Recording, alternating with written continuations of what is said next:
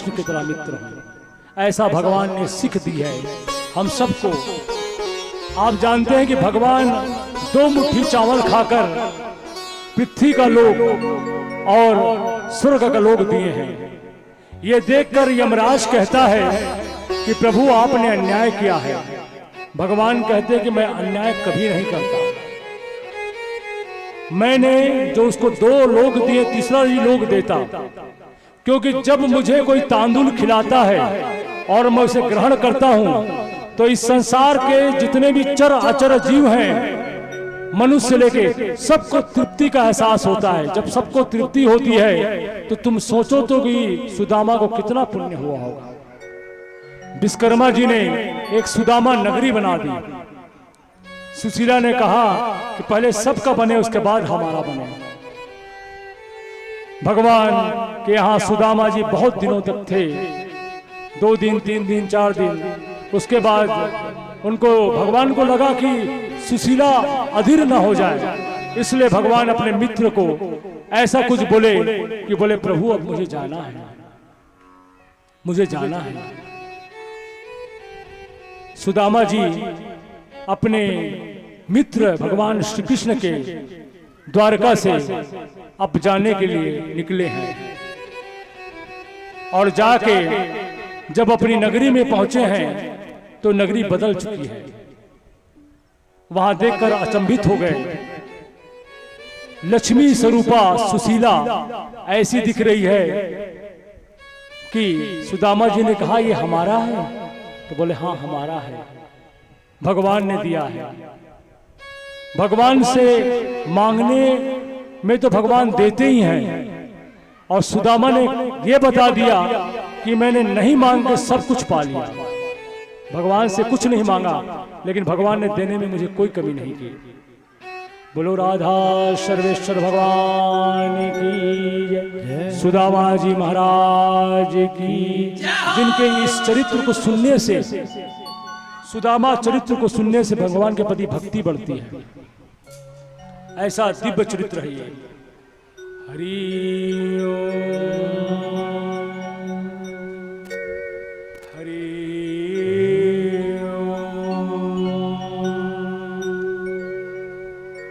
आज सुदामा चरित्र के बाद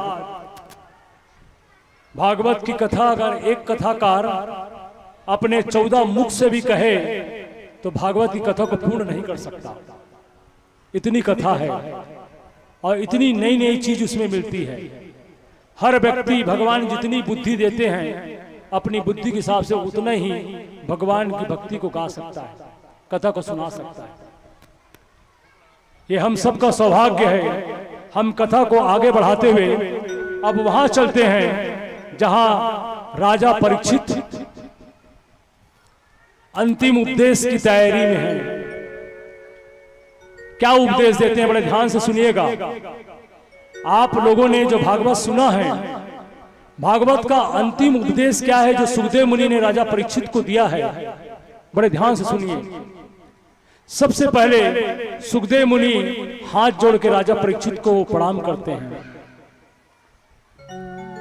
सुखदेव मुनि परीक्षित को प्रणाम कर रहे हैं और कह रहे हैं कि राजन, तुम्हारी वजह से मुझे श्रीमद् भागवत महापुराण की कथा कहने का अवसर मिला।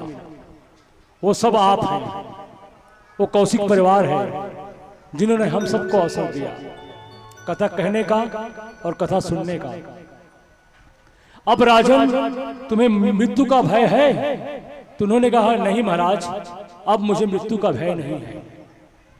मृत्यु का भय नहीं, अगर तक्षक नाग आग मुझे काट भी लेगा अब मुझे भय नहीं है। मैं तुमको अंतिम उपदेश सुना के अब भगवान के ध्यान करने हेतु वन में चला जाऊंगा। संध्या का समय है, यही वो समय है, यही वो समय है जब सूर्य अस्त हो रहा है और रात का आगमन हो रहा है। परीक्षित से कहते हैं कि राजन, आकाश और पृथ्वी में जो खड़ा है, महाकाश और पृथ्वी का जो खड़ा है, पृथ्वी के घड़े आकाश के फूट जाने से लोग समझते हैं कि वो महाकाश में मिल गया। ध्यान से सुनिएगा, घड़ाकाश का फूट जाने से लोग समझते हैं कि वो महाकाश में मिल गया, जबकि वो पहले से ही मिला हुआ है, जबकि वो पहले से मिला हुआ है। जैसे व्यक्ति मृत हो जाता है, मृत्यु को प्राप्त हो जाता है, और मरा हुआ व्यक्ति को देखकर एक व्यक्ति कहता है कि ये ब्रह्म में विलीन हो गया। वो तो पहले से ही ब्रह्म था, वो पहले से ही ब्रह्म था, ये सिर्फ प्रतीति मात्र थी, दिखता भर था, वो पहले से ब्रह्म था, ये प्रतीति मात्र है। तो जीव है भगवान का सनातन अंश है, वो भगवान में ही जाके मिल जाता है। तो मृत्यु से घबराना नहीं चाहिए। जो मृत्यु से भयभीत होते हैं, सुखदेव मुनि कहते हैं, वो पाप कर्म नहीं करते। जो मृत्यु से डरते हैं वो पाप कर्म नहीं करते। जो मृत्यु से डरते नहीं है ना, जैसे कानून का जिनको ज्ञान नहीं वही अपराध करते हैं, और जिस दिन कानून का ज्ञान होता है अपराध करना छोड़ देते हैं। तो वैसी जीवन में हमको भगवत शरण लेनी होगी, ताकि हमारे जीवन में पाप ना हो, पाप ना हो। पाप जितना करेंगे उतने ही, वशिष्ठ जी ने राम जी से कहा था कि पेट के बल रेंगने वाले जीव जंतु, सांप, अजगर आदि जो दिख रहे हैं, ये भी कभी मनुष्य थे। इन्होंने अपनी महिमा नहीं जानी, अपनी महिमा नहीं जानी, इसलिए कीड़े मकोड़े बनकर घूम रहे हैं। हे राम जी, अगर मनुष्य जन्म पाकर जो व्यक्ति अपने स्वरूप को नहीं पहचाना, वो चंडाल की तरह अपने जीवन को व्यर्थ में गंवा दिया, चंडाल की तरह व्यर्थ में गंवा दिया। उसने माता को जो प्रसव पीड़ा पहुंचाई है, वो प्रसव पीड़ा भी व्यर्थ हो गया उसका। तो सदा ईश्वर के रास्ते ही रहें। श्रीमद् भागवत महापुराण का ये संदेश है। पश्चाताप करें, जो गलती हो गई हो गई, जो बीत गई सो बीत गई, तकदीर का सिकवा कौन करे, जो तीर कमान से निकल गई उसका पीछा कौन करे, कब तक करे, कहां तक करे, क्यों करें। जो गलती हो गई हो गई, जब जागो तब सवेरा, जब जागो तब सवेरा। हम आज अगर जाग जाते हैं इस कथा से, आज अगर हम जाग गए तो आज से हमारे जीवन में नई किरणें आएंगी। दिने दिने नवम नवम नमामि नंद नंदनम। सूर्य रोज नया भासता है, रोज नया भासता है, रोज नया भासता है। अब राजन, तुम्हें मृत्यु का भय तो नहीं? नहीं महाराज, मैं आपको प्रणाम करता हूं, आपने मुझे भगवान श्री कृष्ण के दर्शन कराए। देखिए, एक ब्रह्म को ब्रह्म ही मार सकता है। कैसे? भगवान परीक्षित जी मां के गर्भ में थे, किसने बचाया? ब्रह्म ने बचाया, भगवान कृष्ण ने बचाया। उसको श्राप कौन दिया? गलती किसके साथ किए? समीक ऋषि के गले में सांप डाल दिया। श्राप किसने दिया? सिंह ऋषि ने दिया, उनके बेटे ने, वो भी ब्रह्म थे, वो भी ब्रह्म थे। जब तक्षक नाग काटने के लिए आया, आप यकीन नहीं मानेंगे, उनके 5 भौतिक शरीर को उसने काटा, वो तो मुक्त हो चुके थे। उन्होंने भागवत की कथा सुनकर वो भगवान से मिल चुके थे, क्योंकि ये शरीर 5 भौतिक वस्तु का है। पृथ्वी, आकाश, अग्नि, वायु, जल, इसी में मिल जाता है, ये इसी में मिल जाता है, ये जाता कहीं नहीं है, इसी में मिल जाता है। 5 भौतिक शरीर में वो मिल जाता है। एक बार जब सुखदेव मुनि बोले परीक्षित को, राजन, जब तक मैं यहां रहूंगा, जब तक मैं इस जगह रहूंगा, तुमको भागवत सुनाता रहूंगा, तब तक तक्षक नाग तुम्हें नहीं काट सकता, तक्षक नाग नहीं काट सकता। राजन, अब मुझे जाने दो, मैं जाऊंगा तभी तक्षक नाग यहां आ सकता है।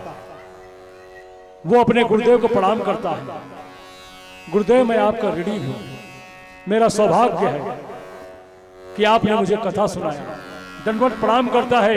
परीक्षित जी भी, सुखदेव मुनि भी उनको प्रणाम करते हैं, कहते हैं, राजन, तुम्हारी वजह से मैं भगवत कथा कह पाया, और आप सबकी वजह से मैं भी भगवत कथा कह पाया। ये मेरा भी सौभाग्य है, मेरा भी सौभाग्य है। तक्षक नाग ब्राह्मण का वेश लेके जा रहा है, बड़े ध्यान से सुनिएगा माताएं।